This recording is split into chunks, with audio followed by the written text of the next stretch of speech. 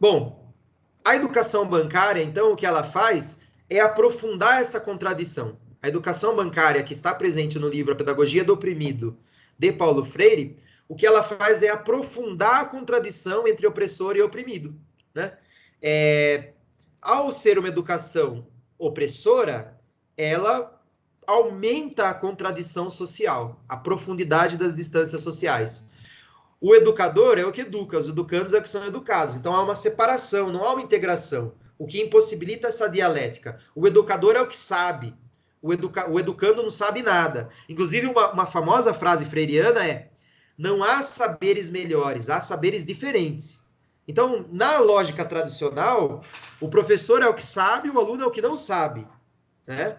Na lógica freiriana, o professor e o aluno têm saberes diferentes que juntos vão ampliar o que eles entendem do mundo, compreender melhor o mundo, a partir do contato, da difusão desses conhecimentos, né? Então é um processo coletivo, não é um processo individualizado de depósito bancário.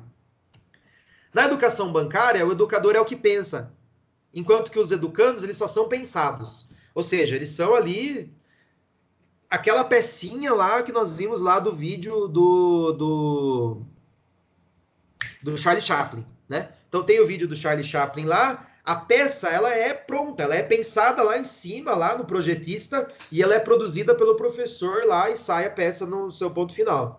Aqui não, aqui o que vai, o produto final, ele é junto, criado junto com a escola e com as crianças. Não tem um modelo pronto a ser seguido, que deve ser executado e que vai ficar do gosto de alguma burocracia estatal, né? Quanto mais o educando se apropriar da educação bancária, menos ele vai desenvolver a consciência crítica. Então, essa é a grande questão. Se você passa 10, 20 anos dentro de uma educação bancária, será que você vai ser um adulto capaz de criticar as ações do governo quanto ao coronavírus? Ou será que você vai ser uma pessoa facilmente influenciável, que tudo que falarem você acredita e você vai aceitando essa imposição de forma quieta? Ou pior ainda, você aprende a ser um opressor e aprende que tem que ser assim mesmo, e você não desenvolve nem empatia pelas pessoas que sofrem, pelas pessoas que estão em condições dificultosas, né? Tipo o Roberto Justus da vida, né? Nesse contexto da educação bancária, na visão freiriana, o que o educador está fazendo é transmitir um falso saber, que ele considera verdadeiro. Por quê? Porque ele também é um opressor, né? O educador bancário é um educador opressor, né? E ele julga aquela verdade, né? E que o Paulo Freire coloca aquilo como falso. Então, para superar a educação bancária, o que o Paulo Freire recomenda é uma educação problematizadora. O que é uma educação problematizadora? É uma educação que nega esse depósito bancário, é uma educação que valoriza a cultura do aluno, é uma educação que não hierarquiza os conhecimentos, é uma educação que entende que ninguém educa ninguém, ninguém educa a si mesmo, que os homens educam-se entre si, mediatizados pelo mundo. Então há um mundo que nós juntos vamos criando e transformando, e que a escola é o local desse processo, né? A escola é o local por excelência desse processo de compartilhamento do mundo, de atitude constante de problematizar como o mundo se apresenta para propor novas soluções, é um processo constante de crítica para que a gente continue sempre modificando rumo a melhores condições de vida para todos, né? Então, a educação problematizadora, ela sai do nível da doxa. O que é doxa? Doxa é um termo grego para senso comum, né? Para opinião. Doxa é opinião. Sabe quando você abre o Facebook e o Facebook pergunta o que você está pensando hoje? E você escreve lá? Aquela é a sua opinião. Só que a opinião ela é pouco para reger um processo tão importante quanto a educação. Nós precisamos de escapar da opinião, escapar do senso comum e promover uma educação que realmente tenha transformações sociais, né? Porque uma outra concepção freiriana muito importante, ele acha que o homem não está pronto, né? Então ele tem, nesse livro Pedagogia do Oprimido, ele mostra como que o passarinho nasce e ele fica no ovo até ser chocado, e durante um tempo a mãe dele traz comida na boca. Quando a mãe dele acha que ele já está adulto, o que ela faz é chutar a bunda dele. Ele está pronto, vai viver, está pronto. O homem nunca fica pronto. Na visão freiriana, a gente pode ter 90 anos de idade, tá com o coronavírus ainda, tá com o pé na cova. A gente ainda pode aprender, a gente ainda pode mudar a ideia, a gente ainda pode.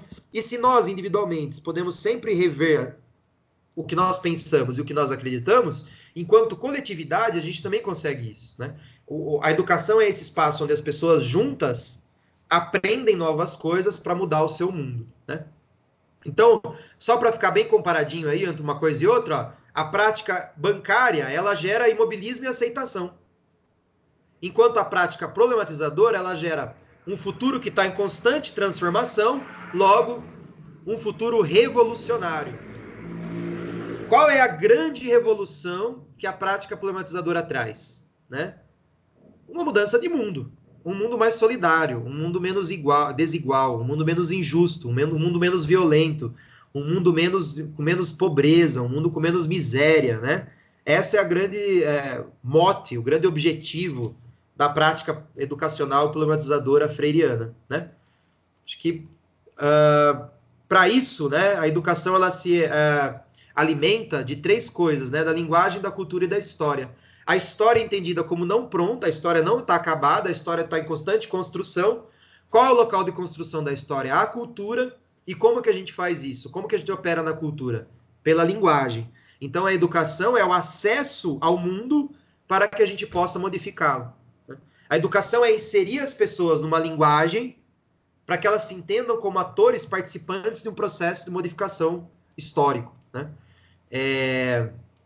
Ou seja, todos possuem cultura, né? Há uma ponte entre os conteúdos e a cultura do educando.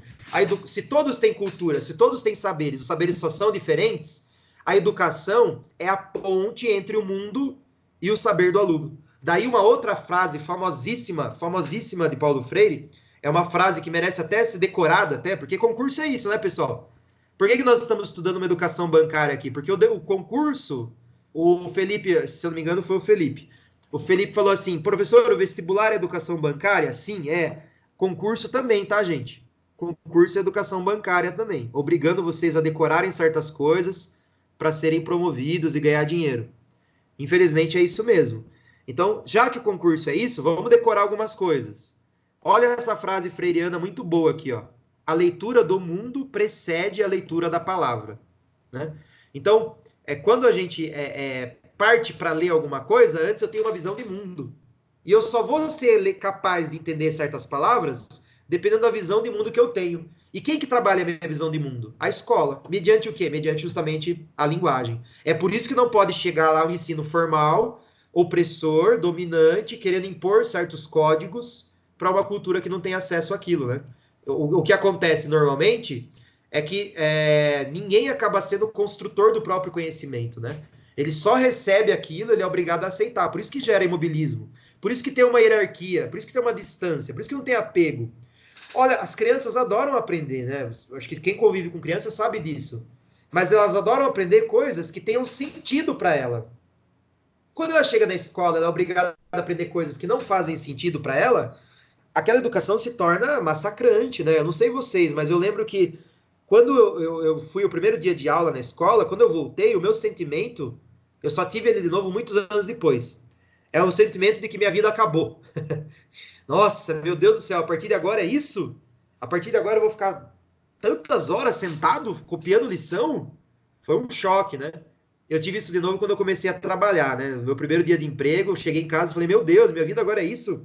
É trabalhar 8, 9, 10 horas por dia, né? Então, essa educação, ela é distanciada. Então a criança é preguiçosa, ela não quer aprender, ela é burra. Não, é porque está sendo ensinado coisas que estão muito distantes da realidade dela, né? O que gera, mas você é obrigado a fazer isso. Por isso que é uma relação hierarquizada e distanciada, né? Por fim, há uma pedagogia do homem versus a pedagogia tradicional. Então, o que o Paulo Freire sugere, ao invés de nós olharmos para o que é tradicional, focar no mercado, é a gente olhar para a pessoa. Mas, ó, diferente do John Dewey, que eu falei lá atrás, não é olhar para a pessoa justamente para adaptá-la melhor à sociedade. Porque o que o John Dewey propôs lá com a Escola Nova é mudar o processo escolar, mas não mudar a sociedade. O que o Paulo Freire está dizendo aqui é mudar a escola para mudar a sociedade. Por isso que Paulo Freire é considerado um autor crítico e o John Dewey não. John Dewey é um autor tradicional. John Dewey pediu uma nova escola, mas pediu uma nova escola sem se preocupar com a sociedade. Paulo Freire olhou para a sociedade e falou, tá errado isso. Tá ruim, tá injusto, tem gente morrendo, tem gente sendo oprimida, tem gente infeliz, tem gente trabalhando em coisas que não gosta, tem gente que não consegue fazer uma leitura do mundo. Então a escola tem que mudar. Mas por que a escola tem que mudar? Porque a sociedade precisa mudar. Então é uma relação muito diferente da escola nova, né? Ou seja, em Paulo Freire não tem separação teoria e prática, é uma prática dialógica. Então é assim, você aprende a fazer coisas porque você gosta de fazer coisas. E você vai aprender para fazer melhor as coisas. E não ficar sentado, recebendo um monte de informação que não tem a ver com o seu mundo, que você não consegue colocar em prática. Então, essa história que na teoria a prática é outra, né? Ou na prática a teoria é outra, pessoas que separam teoria e prática são pessoas que, na verdade, estão separando o que é uma pedagogia opressora do que é uma pedagogia para o oprimido. Uma pedagogia opressora é uma pedagogia que não está preocupada se você vai aplicar aquilo, se aquilo tem a ver com o seu mundo. Uma pedagogia do oprimido vai. Então, na pedagogia do oprimido, não tem separação teoria e prática, porque o que você faz é da onde se parte. Então, é uma relação dialógica. Como seria fazer aulas de educação física a partir disso, né? Vou tentar falar isso no final, antes de acabar esse livro. Então, a grande função da educação é dividir, é dominar. Como assim, ó? A pedagogia aqui em cima, certo? Na escola, eu vou criar quem é o dominador e quem é o oprimido. Né? Então, é uma educação da divisão, é uma educação da disputa, é uma educação onde eu crio as dicotomias, onde eu crio as separações sociais, onde eu crio a consciência de oprimido e a consciência de dominador, onde eu crio a aceitação, a hierarquia, né? O imobilismo, tá? A escola é local de criação dessas identidades oprimidas e opressoras, né? E opressoras também, né? Para combater isso, tem que se ensinar e se aprender junto, né? A educação bancária, ela funciona como uma espécie de manipulação. Ela é antidialógica, né? Ela não permite espaço para ninguém falar nada. Ela não dá abertura para a opinião das outras pessoas, né? É aquele conhecimento pronto e acabou, né? Um outro conceito freiriano muito importante é a ideia de praxis. O que é praxis? É a ação que está imbuída da reflexão. É a ação que não está separado da teorização. Então, é o fazer consciente das necessidades que eu tenho para viver e mudar o mundo, né? Não é um fazer como, por exemplo, um fazer mecanizado do trabalhador braçal. É um cara que faz porque ele aprendeu a fazer daquele jeito e ele não traz nenhuma reflexão daquele para o mundo dele. Ele só vai lá e faz. Essa é a separação entre teoria e prática, né? Na educação freiriana, na educação do oprimido, o objetivo é atingir a praxis. É que a ação seja sempre em diálogo com a teoria. Ou seja, eu só vou fazer coisas sabendo para que eu tenho que fazer aquilo, aonde eu quero chegar com aquilo e o que aquilo tem a ver com o meu mundo.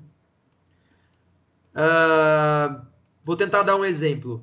Quando a gente faz faculdade, percebe-se vocês, principalmente, né, que já são formados, que vocês aprenderam muito mais dando aula depois do que na faculdade. Por quê? Porque na faculdade era uma palavra falsa, entre aspas, no sentido freiriano de falso. Estava descolado de uma reflexão. Você estava lá tendo aula sobre coisas que não faziam parte do seu mundo. Aí depois que você vira professor e você vai dar aula, aí você começa a lembrar de tudo aquilo. Porque agora sim é uma praxis. Agora sim você está trabalhando coisas que têm a ver com o que você pensa, com o seu mundo, né? Aí não tem mais separação entre teoria e prática. Por isso que vocês costumam, assim, alunos que às vezes não são muito participativos, são meio apagados na graduação, quando vem fazer pós, é uma mudança grande, sabe? Porque daí na pós ele tá dando aula daquilo, ele tá trabalhando com aquilo. Aí, meu, aí faz parte do mundo dele. Aí ele faz perguntas boas, ele entende melhor o assunto, né? Mas será que não dava para pensar uma educação já na graduação que não fosse bancária? Uma educação, né, que promovesse libertação, que promovesse a praxis, né? Talvez seja possível, né? A ideia freiriana é de buscar isso.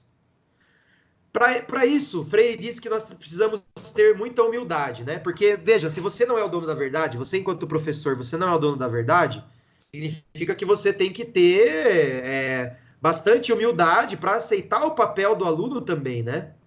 Porque o aluno faz parte do processo. Se o aluno faz parte do processo, se o aluno é um ator do processo, se ele é um protagonista dessa construção desse conhecimento, eu estou dando uma olhada quem está aqui junto com a gente, né?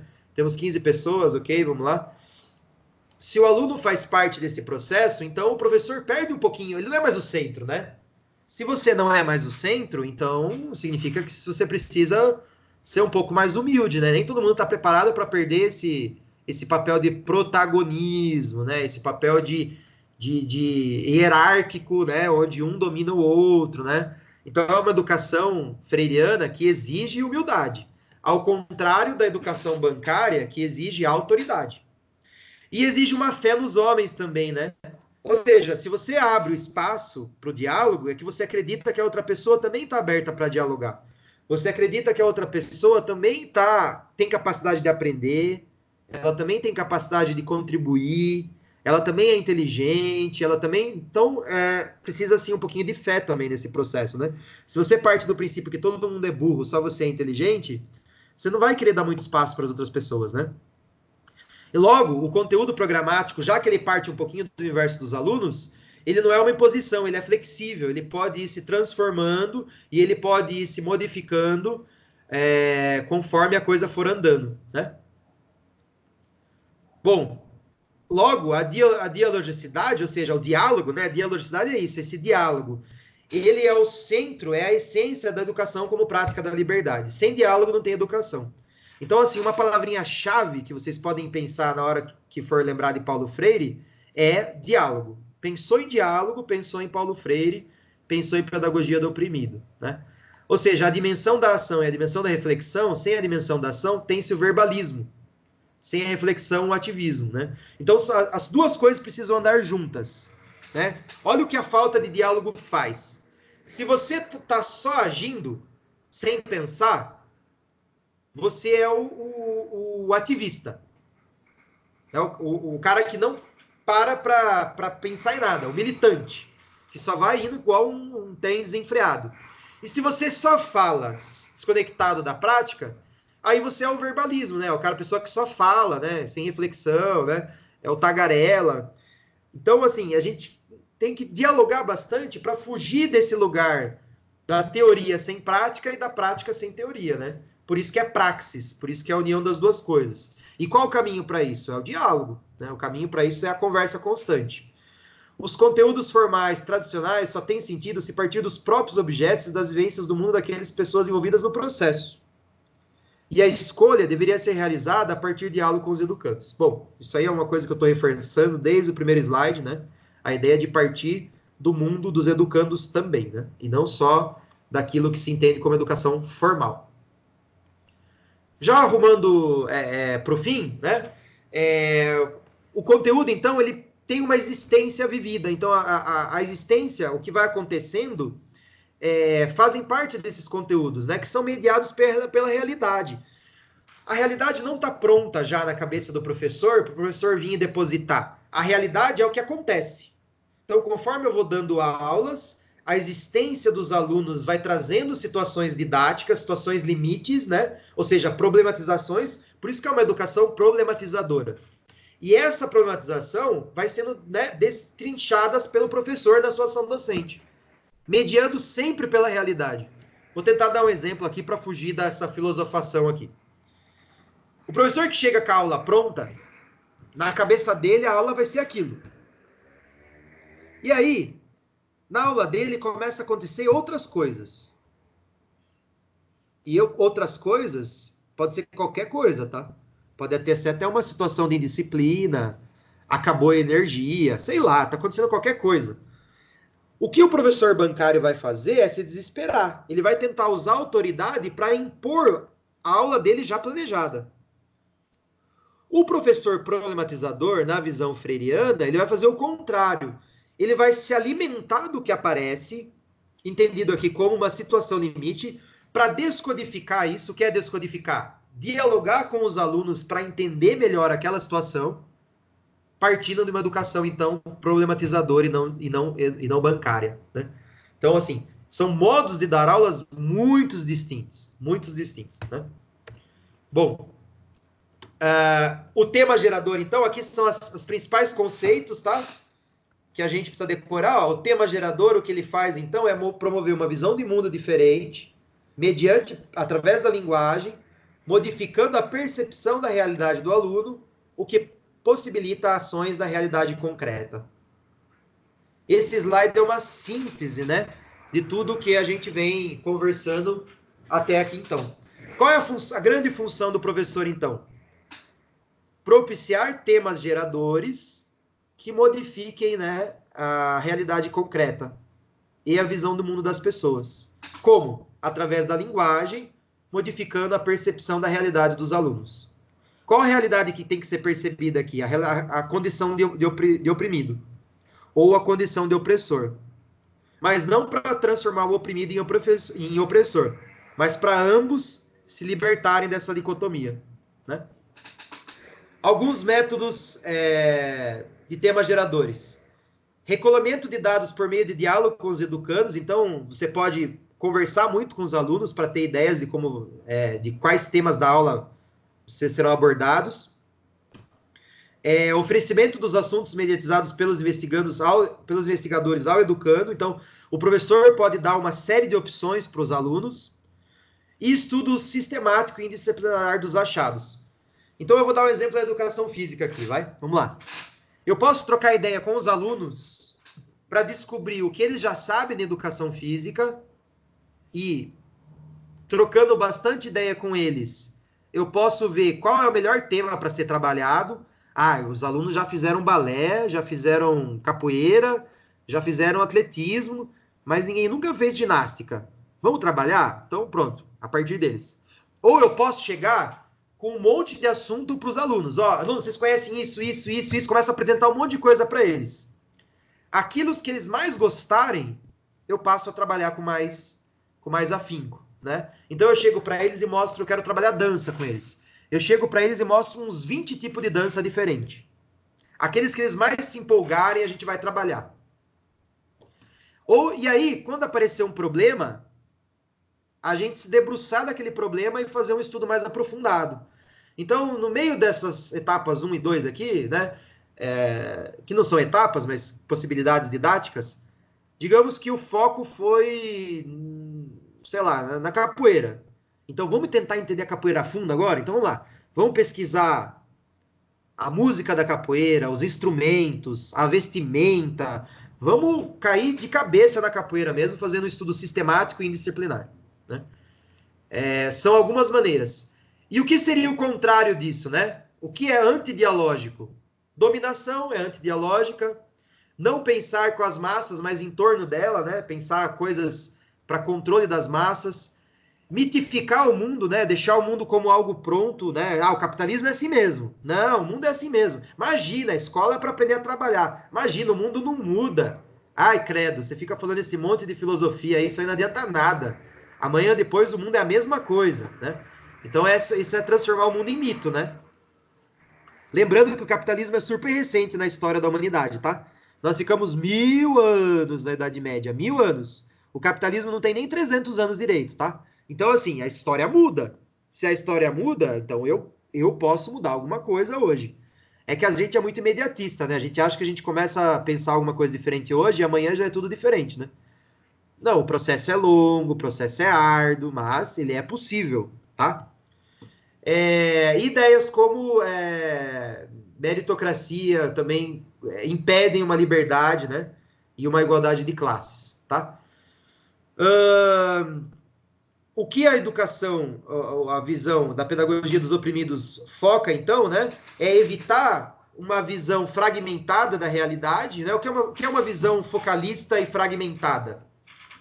É quando eu olho só para a minha realidade e acho que a minha realidade é o mundo. Então, se eu olho só para a minha realidade e eu acho que a minha realidade é o mundo, eu nunca vou ver possibilidade de mudança mesmo. O que é isso que a educação bancária promove exatamente isso. O que é educação problematizadora? Olha, o nome já diz. Eu vou problematizar a realidade. Então eu vou tentar superar a visão fragmentada, buscando uma visão ampliada, uma visão, né, maior, mais complexa daquela que eu tenho hoje. Né? Para isso, eu vou evitar a manipulação da população, né? Enfim, eu acho que a gente precisa acelerar um pouquinho, mas... Professor, Oi.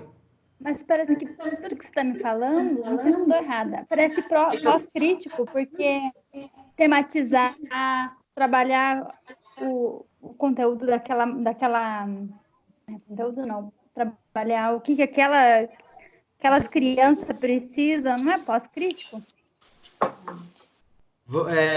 Vamos lá. A Aline que tá falando, né? Aline? Isso. Aline, então, eu queria encerrar a pedagogia do oprimido, porque o nosso tempo está acabando e eu tenho que ir para a pedagogia da autonomia. Então, eu vou pegar essa pergunta da Aline para encerrar esse livro aqui. Vamos lá. A questão, Aline, é que o currículo cultural que você está aprendendo, que é pós-crítico, ele é muito mais crítico do que você imagina. E ele tem uma inspiração freiriana muito forte, entendeu? Então, o que o currículo cultural de educação física faz é pegar tudo aquilo que os currículos críticos pensaram e ir um pouquinho além, não ser contra. Aonde que vai além? Eu vou explicar onde que vai além ainda hoje, tá? Então, por isso que se chama pós-crítico. Pós não significa ir contra. Pós significa o quê? Pós significa ir além. Né? É ir além do que já foi pensado pelos currículos críticos. Então, o currículo... Tem o microfone aberto aí, pessoal. Então, vejam. O currículo crítico, ele é contrário... O currículo pós-crítico, ele é contrário ao currículo crítico? Não. Não. Tem algumas coisas que eles são diferentes. Porque o currículo crítico, pós-crítico, vai um pouco além, né? A gente tem que pensar que os autores críticos, eles escreveram nos anos 70, nos anos 80. Hoje, nós estamos nos anos 2020. Nós estamos nos anos 20 de um novo milênio. Então, são mais de 40 anos. Veja, são mais de quase 60 anos que Paulo Freire escreveu esse livro. Muito mais coisa aconteceu no mundo depois disso. Significa que a gente pega as ideias de Paulo Freire e joga no lixo? Não. Pode ver que um monte de coisa que eu estou falando ainda serve para os dias de hoje. Mas significa que nós precisamos de mais coisas. Tem que ir além. Então, por enquanto, né, vocês vão entender no final da aula de hoje um pouco quais são essas diferenças. E aí, para encerrar o livro Pedagogia do Oprimido, esse slide aqui é um pequeno resumo, tá? É a teoria da ação dialógica. Então, quais são os pontos principais que vocês têm que se lembrar para lembrar da pedagogia do oprimido? Colaboração, né? Professor e alunos. Oi? Alguém quer falar alguma coisa? Não? Ok. Colaboração, união para a libertação. Libertação do quê? Libertação da opressão e uma organização e síntese cultural na promoção de mudança da realidade. Tá? Eu acho que esse é o foco principal do Pedagogia do Oprimido. O próximo livro é a Pedagogia da Autonomia, que por acaso eu escrevi do Autonomia. Vou arrumar aqui agora ao vivo e a cores. É Pedagogia da Autonomia, tá? Então, só que eu preciso de 5 minutinhos para descansar a goela, tá, pessoal? São 5:09, eu volto 5:05, tá bom? Até daqui a pouco. Ô, Rubens. Oi, quem tá aí?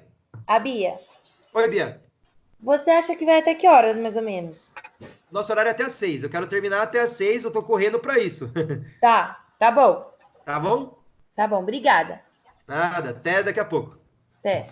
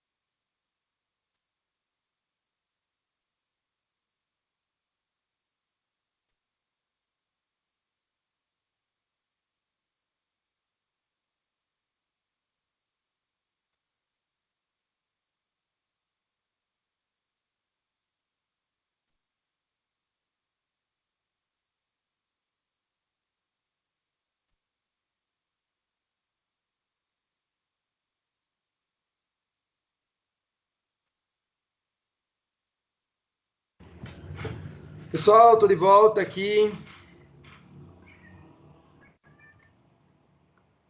Tentando olhar quantas pessoas estão presentes.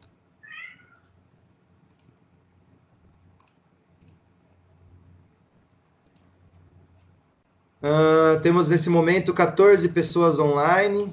Falta só mais um livro e a conclusão do pós-crítico, né? Vamos então para o último livro da tarde. Tudo bem? Posso retomar?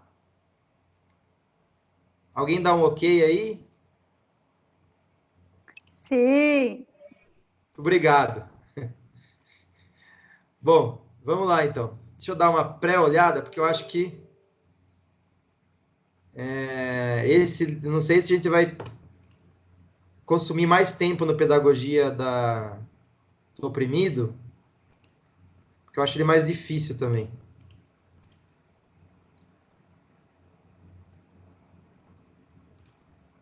Pedagogia da Autonomia, ele tem a seguinte pegada. Ele é um livro, enquanto o Pedagogia do Oprimido, ele explica boa teoria, o da Autonomia é mais como fazer. Então, como eu dou aulas a partir de um pensamento freiriano, né? E tem algumas frases clássicas também nesse livro aí, né? Ética e coerência que precisam estar vivas e presentes na prática educativa. Tem uma frase freiriana que é muito boa para falar isso. Ele diz assim, ó: aproximar o que se pensa do que se faz, até que não haja nenhuma diferença entre eles. Então, essa ética e essa coerência é esse sentido de, pô, não adianta nada eu ficar falando aqui de uma sociedade melhor e eu ser um puta de um professor filho da puta, né? Um professor autoritário. Aí eu vou lá dar aula de Paulo Freire, coloco o método problematizador de educação, mas eu mesmo sou um escroto, né? Então, é tentar ser ético e coerente, né? E essa pedagogia da autonomia, que ele chama de pedagogia da autonomia, porque é um outro momento dele, né? Esse livro é publicado muitos anos depois, parte do ponto de que não há docência. Oi, pois não. Desculpa, o senhor pode repetir a frase, por favor? Posso sim. Aproximar o que se pensa. Já que você gostou da frase, eu vou olhar exatamente como ela é, porque eu falei ela de cabeça, tá? Então eu vou pegar ela na internet.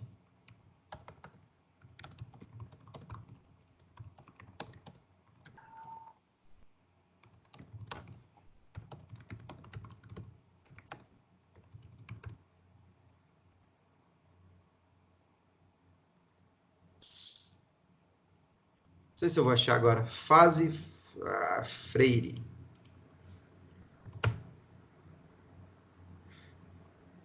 Bom, para a gente não perder tempo, pode ser com as minhas palavras mesmo, mas é mais ou menos isso, tá? É que eu não decorei completamente.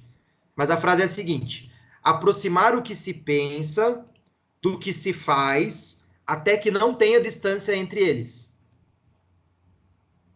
Então, aproximar o que nós... É tentar aproximar a teoria da sua ação, né? Tá? Por isso que você tem que ser ético para você ser esse tipo de professor, né?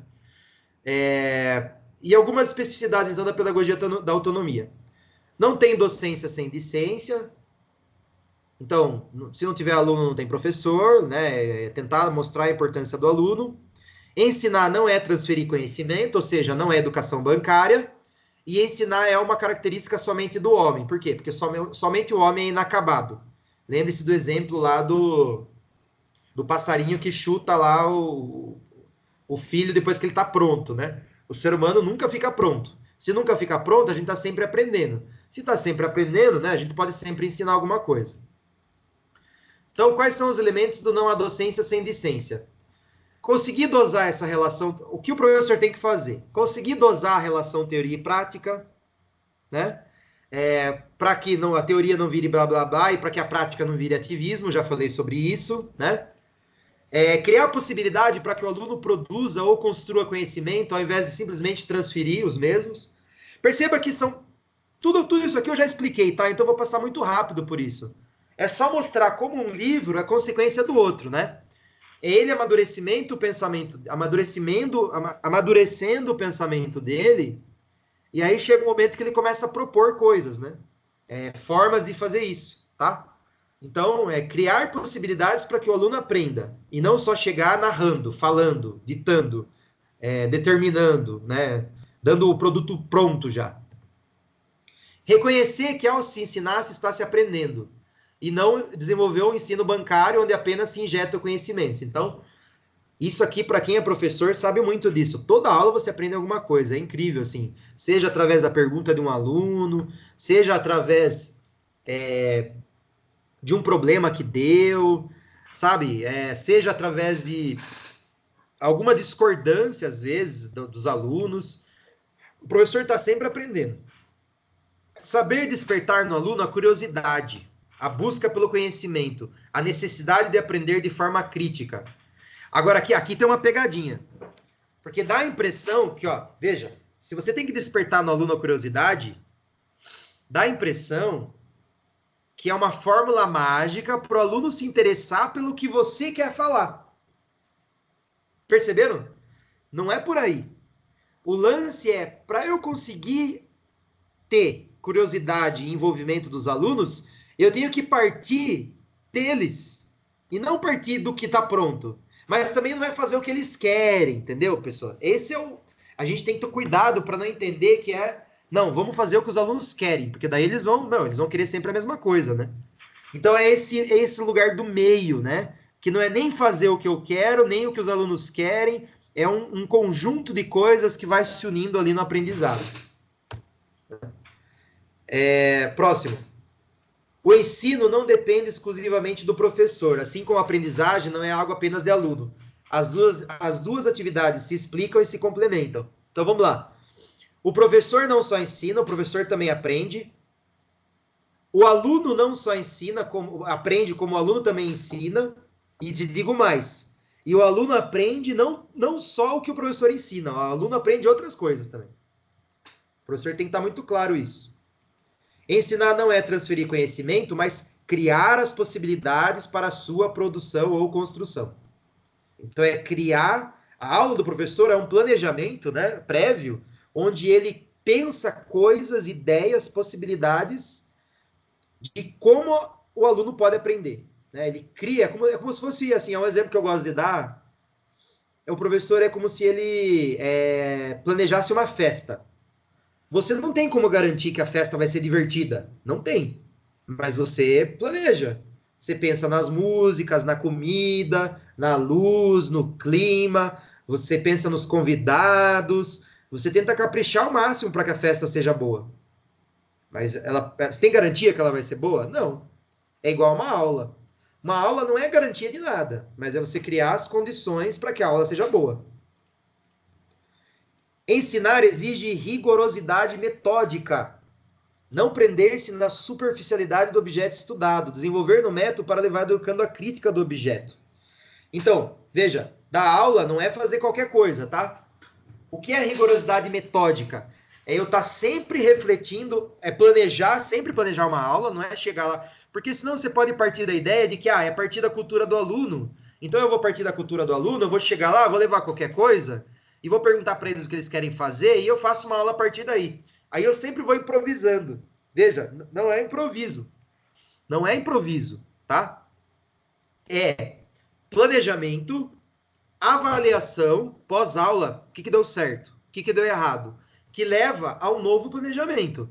Esse processo ele é rigoroso. Próximo. Ensinar exige pesquisa. Professor tem que estar todo o tempo pesquisando. E a gente não está falando aqui, necessariamente, da pesquisa científica de um mestrado, de um doutorado. Não é só isso. É uma pesquisa mais do cotidiano, mas é pesquisa.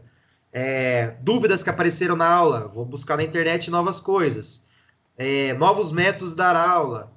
Me inspirar em outros professores. Ler outros livros. Então, ensinar é um processo de aprendizagem constante. Ensinar exige respeito aos saberes dos educandos, estabelecer relações entre os saberes dos conteúdos e a experiência social dos alunos. Então, veja, se eu chego lá para dar aula de educação física, os alunos só conhecem funk porque eu estou dando uma aula, sei lá, no Abiteto, que a galera só escuta funk, a grande maioria. Aí eu chego, não, agora essa aula aqui é aula de balé. Aí a criança fala, não, mas isso aí não é legal de dançar, o legal é dançar desse jeito. Aí o professor fala, mas isso aí é errado, isso aí é feio, isso aí é coisa de, né, isso é putaria, isso... Aí pronto, eu tô moralizando ali, eu já tô desrespeitando o saber do educando. Pô, ele aprendeu a dançar, aquilo é funk. Eu tenho que partir daquilo. Eu posso ensinar o balé? Posso, mas eu tenho que estabelecer relações com aquilo. Eu posso falar, bom, no funk é assim que faz esse passinho. E no balé, como que seria? Eu vou tentando estabelecer pontes. Lembra o que é pontes? Educar na percepção freiriana é criar pontes entre o que o aluno já sabe e o mundo. E não é destruir o mundo dele. Né? Ensinar exige criticidade. Bom, se o professor não for crítico, como que ele vai ensinar a criticidade, não é verdade? Se for um professor que acredita em terra plana, né? Que acredita que... imagina que alguém que acredita que a ditadura militar é coisa boa ensinando criticidade. Não dá, né? Então, o primeiro ponto é o professor questionar sempre os próprios pensamentos.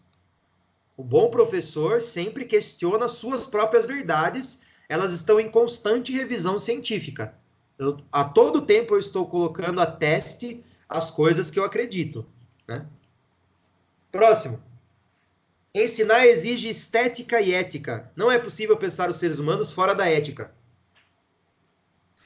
Então, de novo, aquele exemplo, né, que a gente já falou, da não distanciar entre o que eu penso e o que eu faço. A ética é isso. A ética é, se eu tenho certos valores, eu tenho que andar perto desses valores, né? Então, eu não posso defender um mundo menos injusto se eu promovo injustiça. Então, ensinar, a minha aula, ela tem que ser uma aula justa, né?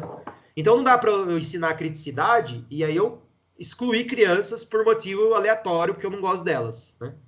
Então, e maltratar as crianças, né? Então, não dá. Tem que ter ética. O que é essa ideia de estética, né? Estética é a ideia da beleza, né? Então, o que é belo é aquilo que anda próximo do que se acredita. A beleza aqui não é a beleza da física, é a beleza de você seguir o que você acredita, tá? Ensinar exige a corporificação das palavras pelo exemplo. Pensar certo é fazer certo. Então, é aquela ideia de que o exemplo é a melhor ação didática possível, né? Então, de novo, né? Fico filosofando sobre injustiça, e aí depois, no intervalo, eu corto a fila de todo mundo lá e vou lá em primeiro lugar só porque eu sou professor. Pronto, né?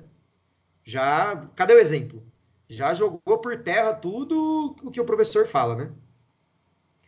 Ensinar exige risco, aceitação do novo, rejeição a qualquer forma de discriminação. Gente, aqui são dois riscos. O risco do meu planejamento não dar certo, né? Então eu planejo as coisas, eu vou lá e pode dar tudo errado, mas ensinar é isso, e aí eu vou adaptar ali na hora, tentando consertar o que deu certo e o que deu errado, tá? Faz parte desse processo, né? Só vou verificar aqui de novo se tá tudo bem. Tá tudo bem? Tá todo mundo aí? Ok, legal. Eu tenho essa noia de olhar, porque da última vez eu fiquei falando aqui uns 5 minutos e não tava gravando. E aí agora eu fico parando, porque eu não quero ficar falando à toa mais. Bom, e qual é o outro risco? Além desse risco de dar tudo errado, é o risco da própria opressão entre as crianças, né? Então, assim, por mais que eu esteja ensinando uma pedagogia libertária, uma pedagogia freiriana, problematizadora, uma pedagogia do oprimido e não do opressor, pode ser que os alunos se discriminem entre si, isso é um risco que eu corro. E aí o professor tem que também atuar nesses momentos, né? Ele não pode aceitar... ele tem que estar aberto para as novidades, ele tem que estar aberto para as coisas novas que acontecem, mas ele não pode aceitar nenhuma forma de discriminação na sua aula, tá? Ensinar exige reflexão crítica sobre a prática, então já falamos sobre isso, o professor tem que estar sempre avaliando o que ele fez, né? Será que deu certo essa aula? Porque é muito cômodo quando você planeja uma aula e a aula vai muito ruim, você culpar os alunos. Não, mas os alunos não colaboraram, os alunos não fazem nada. Os alunos, eu cheguei aqui, planejei uma aula linda, maravilhosa, cheguei lá, ninguém quis fazer. Aí é cômodo, né? Você está culpando os alunos pela aula. Então, a reflexão crítica, ela vai abrir espaço para o próprio professor se questionar. Pô, não deu... Ou alguém abriu o microfone aí. Feche o microfone, por favor. Tem uma bomba explodindo aqui.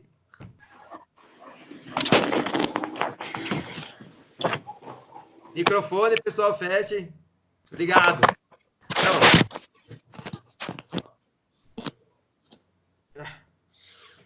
beleza, obrigado. Ensinar exige reflexão crítica sobre a prática. Então, o professor tem que estar o tempo todo revendo o que deu certo e o que deu errado, sem culpar o aluno, né? Tentando buscar outras formas, outras respostas possíveis. Ensinar exige o reconhecimento e a assunção da identidade cultural.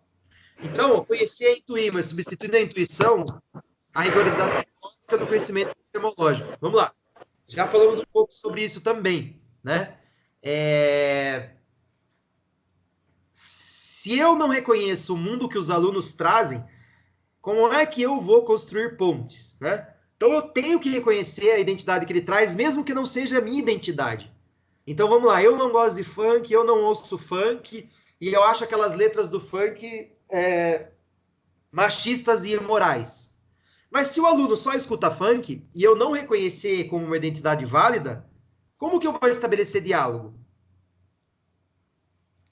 Então, é impossível, se não é catequização, né, pessoal? Se não é o padre jesuíta que chega e nega toda a cultura do índio e obriga o índio a acreditar em Deus, né? Então, a ideia não é catequizar.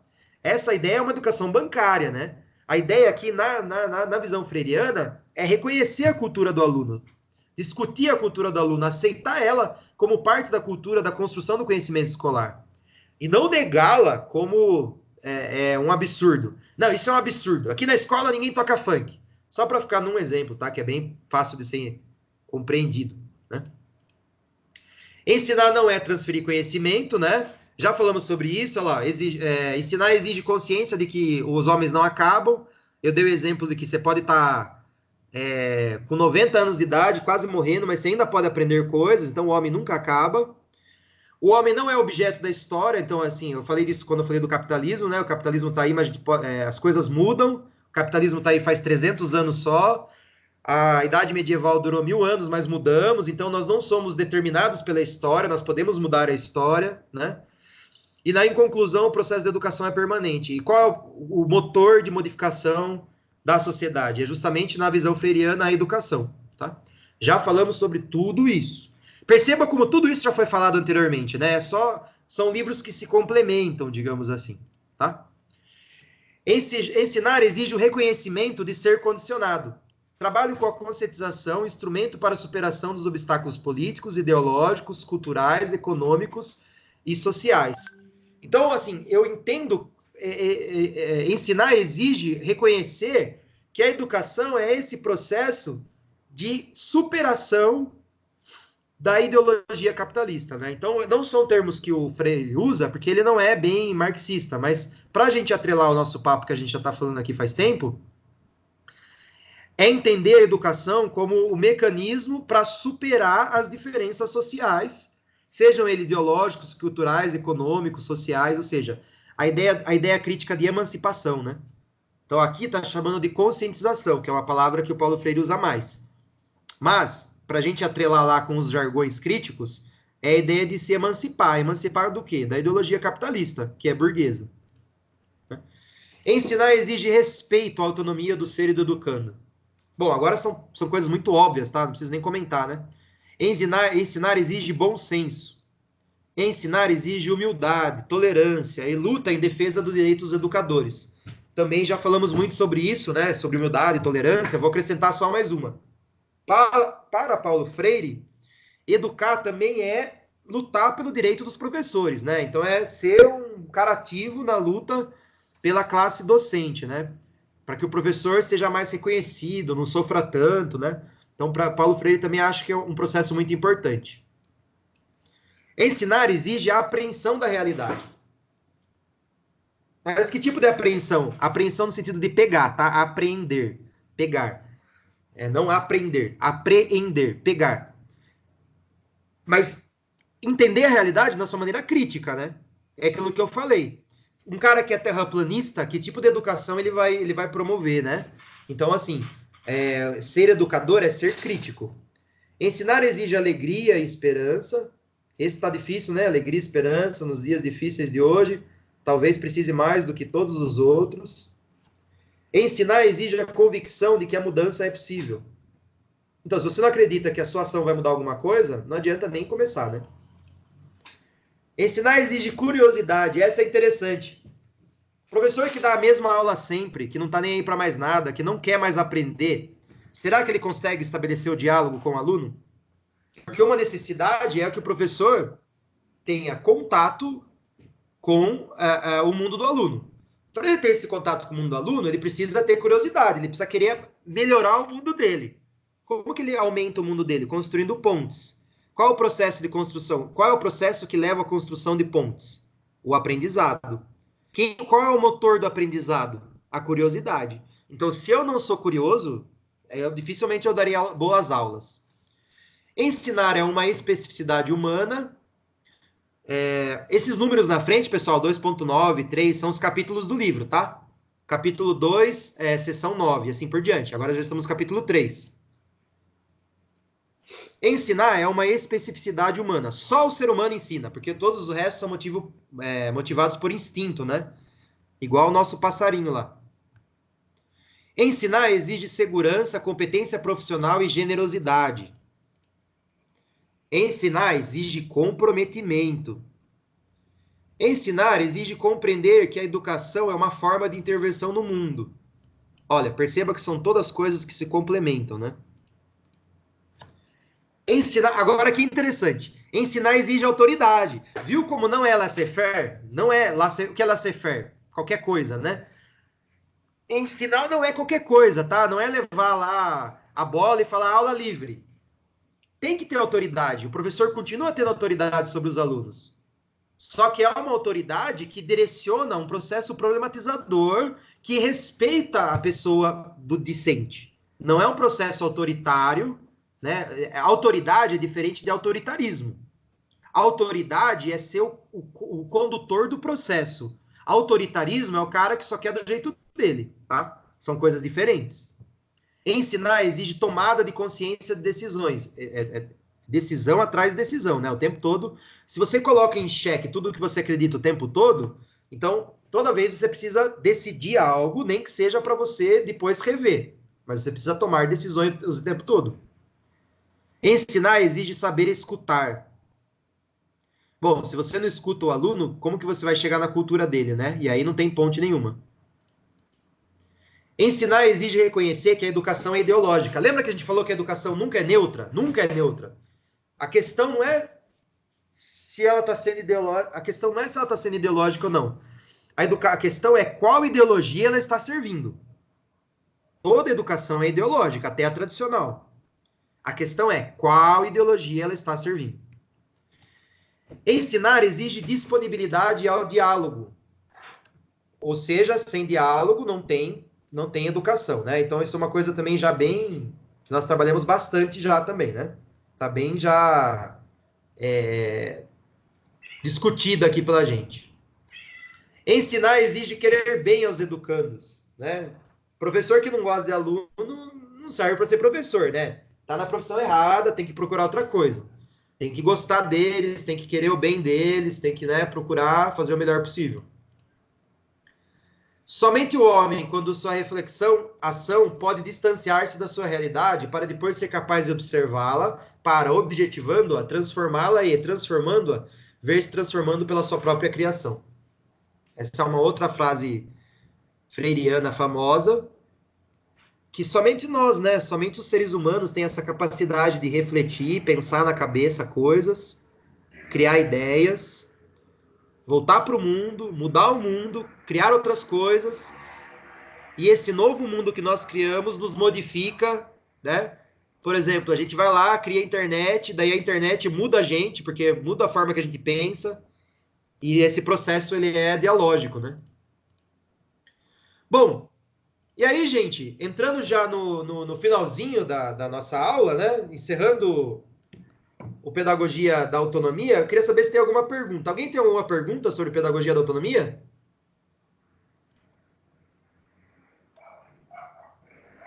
Sim, não? Ô Rubens, é de quando esse livro? E qual livro? da autonomia. Você sabe me falar mais ou menos, não sei em qual livro que ele escreveu que ele estava preso? Não, não é esse. Deixa eu ver aqui. Eu tenho aqui, peraí. A minha edição, pessoal, só para vocês terem uma ideia, a minha edição é a 55ª edição. Então, é um livro que teve 55 edições. A minha edição é de 2017, então eu imagino que já tenham editado de novo depois. O original, Helder, é o Helder que tá falando, né? Sim. Não tem o ano original aqui no meu livro. Se eu não me engano, é 69, tá? Mas isso eu tô falando de cabeça. Se eu não me engano, é 69.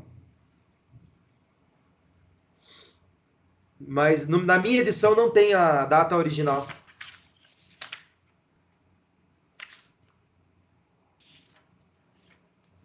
Vamos olhar na internet aqui, é rápido.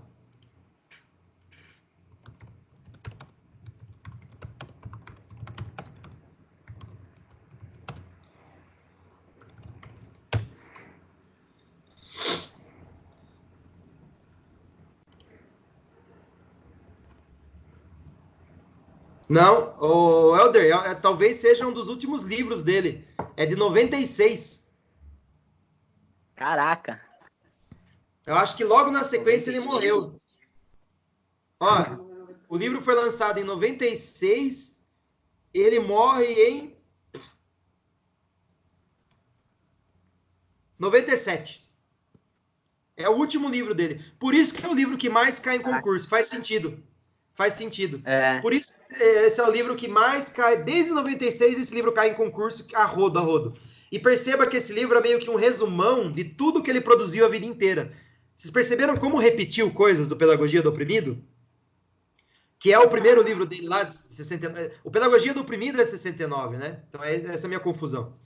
Então, é o livro é o último dele, por isso que é tão famoso assim. Ele morre logo na sequência. Bom, eu vou 30 segundos. Vou pegar só um gole d'água lá que acabou minha água aqui. Só um minuto.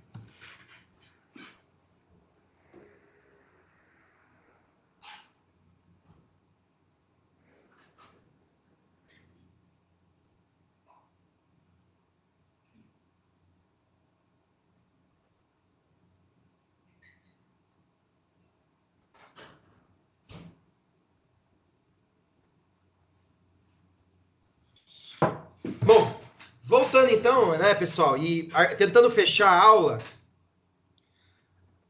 fazendo uma breve revisão. Nós vimos lá, então, o que é currículo, né? Qual é o conceito que define currículo, e que os currículos podem ser divididos em 3 categorias. Currículo tradicional, currículo crítico e currículo pós-crítico. Nós vimos isso. E aí nós vimos que o currículo tradicional é o currículo que forma para o mercado de trabalho.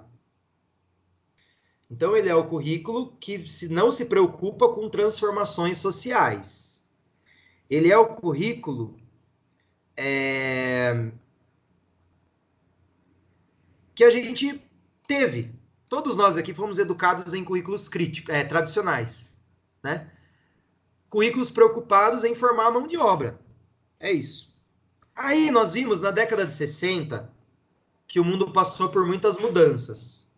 E a partir dos anos 70, influenciado por essas mudanças, que mudanças, né? Os movimentos sociais, movimento negro, movimento da mulher, movimento da paz, o pacifista, né, dos hippies.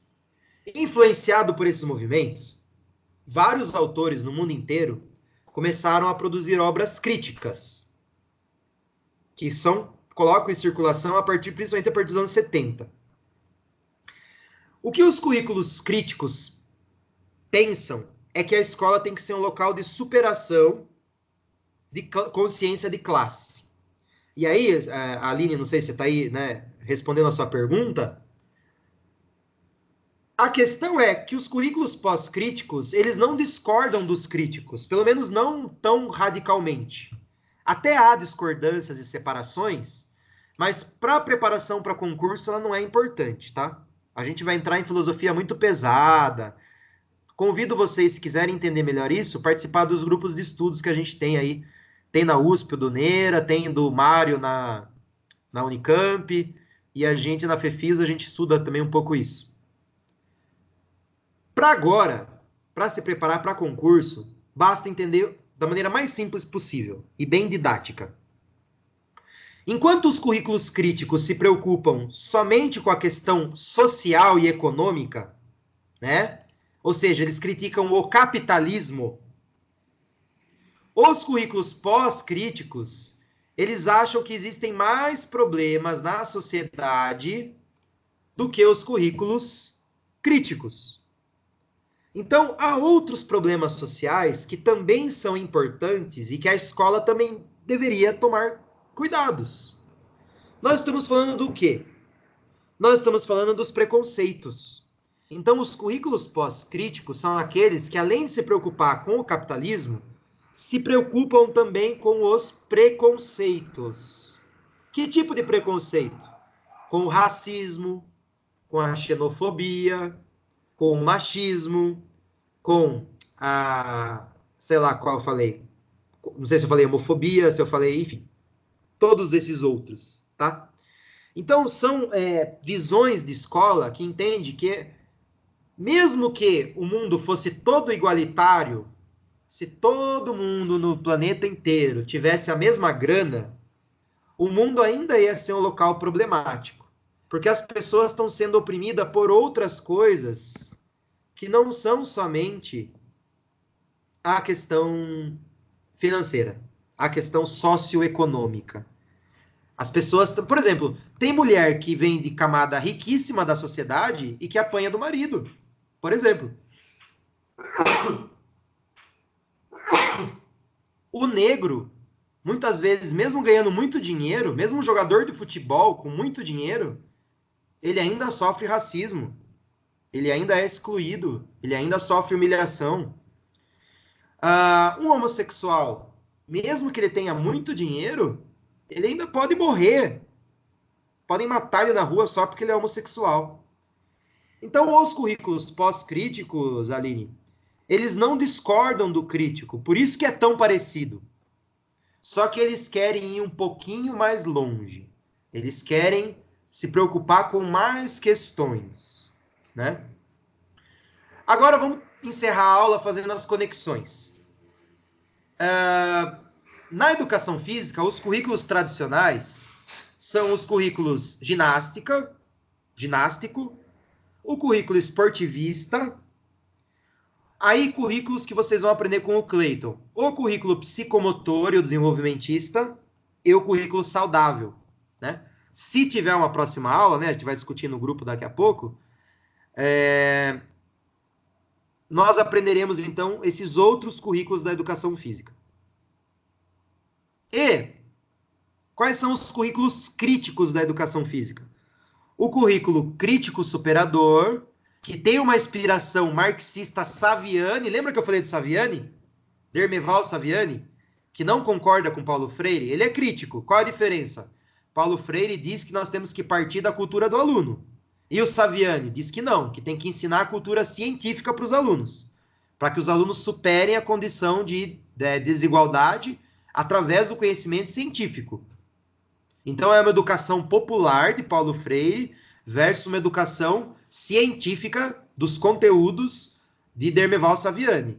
Então, o Saviani inspira na educação física um currículo chamado crítico superador, que vocês também irão aprender com o Cleiton. E uma outra percepção da teoria da escola crítica de Frankfurt, que são pessoas que não se debruçaram sobre educação, mas são críticos, surge o currículo crítico emancipatório, de um professor chamado Eleanor Kunze, que ele faz o mestrado e doutorado dele na Alemanha, onde ele entra em contato com, então, os teóricos de Frankfurt. Olha que curioso, o currículo, Paulo Freire não inspirou na educação física nenhum currículo. Pelo menos nenhum currículo crítico puro. Porque o currículo pós-crítico da educação física é o currículo cultural. E o currículo cultural, ele tem muito de Paulo Freire, muito. Então, é um currículo pós-crítico, mas que se alimenta muito de Paulo Freire, que é um currículo crítico, né? Um pouquinho confuso, né? Eu só estou amarrando a aula, encerrando a aula, para que vocês deem continuidade, então, com o Cleiton. Então, agora, o processo é o seguinte, eu vou abrir para algumas perguntas, quem tiver, e depois disso nós encerramos a transmissão, vou disponibilizar os vídeos no YouTube, e pelo grupo do WhatsApp nós discutimos a continuidade do curso. Combinado? Abrindo para dúvidas, então. Quem tem dúvidas?